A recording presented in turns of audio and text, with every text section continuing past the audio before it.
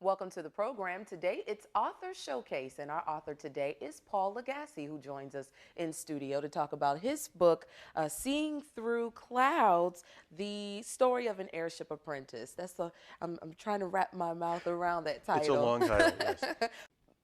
You brought along your book, Seeing Through Clouds, the story of an airship apprentice. Now, I'd like everybody to take a look at the book, just at the cover, because it is very colorful and it also speaks to the storyline in the book, right? Yes, it does. Now, talk to us about the artist who created this Oh, book. sure.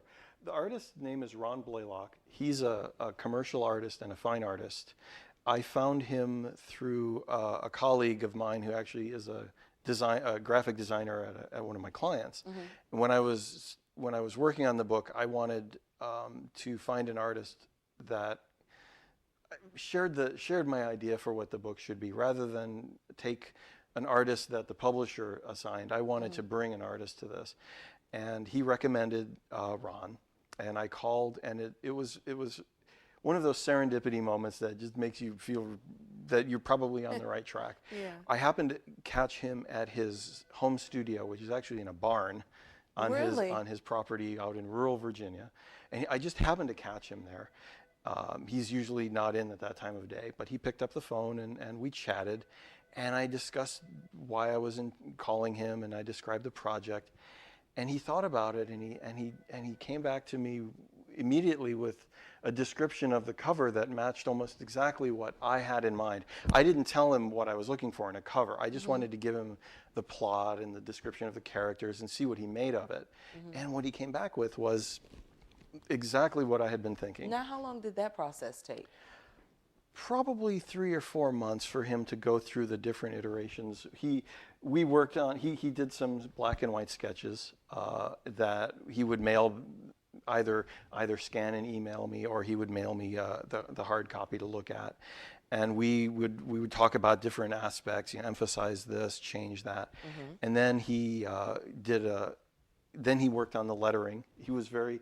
Ron did a beautiful job with the lettering, because what he did is the poster and the lettering both are meant to evoke the late 1930s in Germany, which is obviously where the story takes place.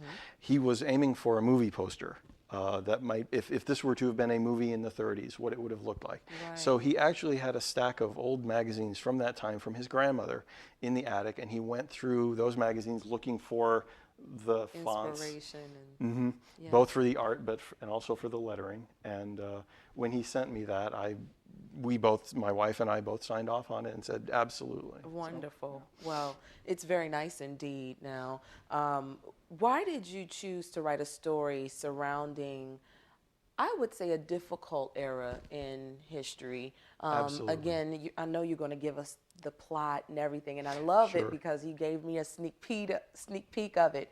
And I know that we have a lot of residents here at Oakcrest who love, old war stories. Sure, So sure, this absolutely. is, if you're into World War II stories or just war stories, this is going to tickle your fancy. So again, the name of the book is Seeing Through Clouds, a story of an airship apprentice. Still trying to get that, Paul. I'm sorry. It's a long subtitle. That's my academic history showing through. We have long titles. Well, give us the juices of this fine story. Sure. The book it's a young adult. It's written for a young adult audience, but it really is a good read for any age group. I specifically wrote it in mind for advanced readers of that age all the way through adult. It's the story. The story takes place in the late 1930s, just before World War II. It takes place in Germany in the days after the rise of the Nazi Party, but just before the start of the war.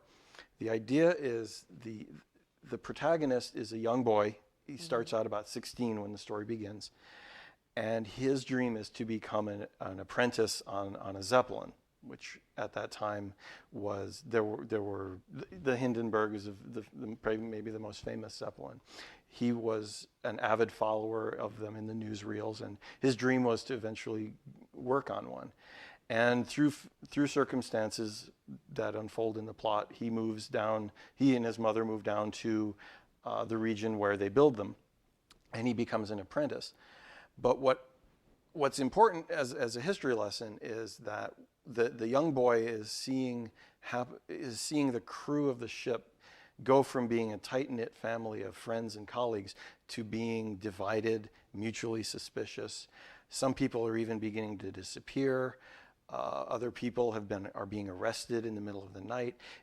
The idea is that it's a microcosm of what's happening to the German society at large, as a way to teach young readers who might not have an extensive background in history what was happening in the country at large, told through a smaller story that doesn't have to bring in a lot of historical panorama. You can evoke the larger story through this smaller case.